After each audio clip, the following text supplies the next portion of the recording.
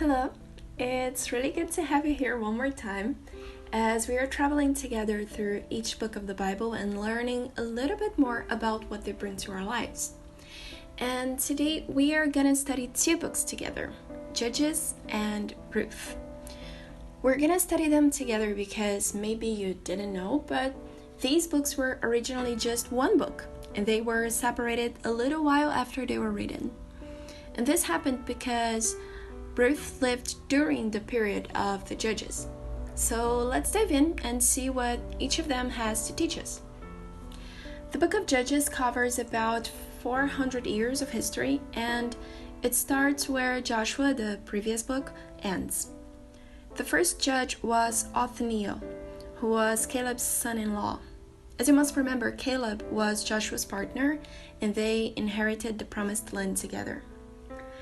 It is possible to see a cycle in this book. The people of Israel would disobey the principles and the laws God gave them and would start suffering some pressure from an enemy nation because of that. Because we know that every sin brings its consequence, every sin brings suffering. And the people of Israel would suffer because of their disobedience. But what happens here is that in the middle of their suffering, the people would remember God and ask for His help, regret their mistakes.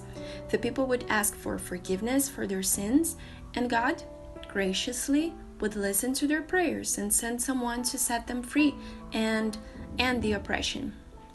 This cycle of making a mistake, being punished for it, regretting, and being set free repeats itself over and over again in the book of Judges. So in this book, we read about 13 men and one woman who were used by God as judges to deliver the people from an enemy nation. A phrase that is repeated a few times in this book and shows us exactly what this book is all about is, "In those days, Israel had no king. Everyone did as they saw fit." This obviously brings a lot of confusion because when there is no leader, someone to guide the people and show what the next steps are, things can get really confusing. If each individual takes decisions based only on what fits their particular situation better, things will undoubtedly be messed up and chaotic for the entire nation. The verse I would like to highlight in this book is in chapter 6, verse 24, when Gideon, one of the judges, built an altar to the Lord and called it, "The Lord is Peace." Honestly, only God can offer us a peace that surpasses all understanding. Only God can offer us a peace that is different from anything the world could ever offer. A peace that occupies our minds, fills our hearts, and makes sense even in the middle of chaos and storms.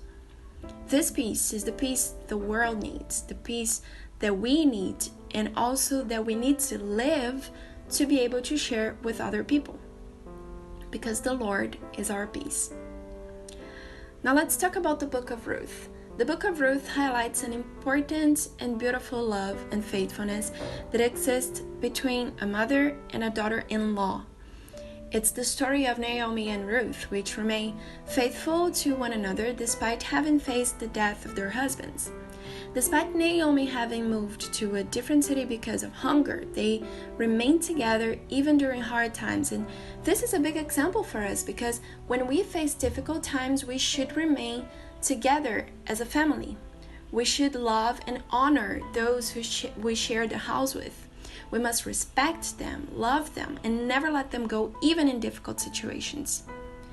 Because Ruth was such a dedicated woman and such an example for us, she was rewarded by God. She became the great-grandmother of David, the king of Israel, and therefore part of Jesus, the greatest man of all time's ancestry. Certainly, if she hadn't had decided to remain with her mother-in-law, if she wasn't faithful to her family, she would have lost this privilege that is so amazing, and I bet we all would like to have it too. This book is part of an important Jewish collection called 5 Scrolls or 5 Megillot that is composed by 5 books of the Old Testament that are traditionally read publicly in the synagogue, each one of them on a different holiday. Ruth is read during the Feast of Weeks or Pentecost, and it's used to remind the people of God's faithfulness. There is one character that is very interesting called Boaz in this story. He's very interesting because he is like a representation of Christ, since he fulfills the roles of rescuer and restorer of the family, which is exactly the same Jesus represents for us. He also rescues and restores us. The verse I would like to highlight in this book is in chapter 3, verse 18, when Naomi says about Boaz, "The man will not rest until the matter is settled today." Here we see him as an example. Countless times we tend to procrastinate important decisions or actions when we know we shouldn't, when we know that what we can do today, we have to do today. So hopefully we can follow his example and take the important decisions while we still have time. If you liked this summary, if you liked these highlights, please don't forget to give this video a thumbs up. Don't forget to subscribe to our channel and turn on the notifications, because every week we have a new encounter to talk a little bit more about some book of the Bible. So I hope to see you next week. God bless you. Bye bye.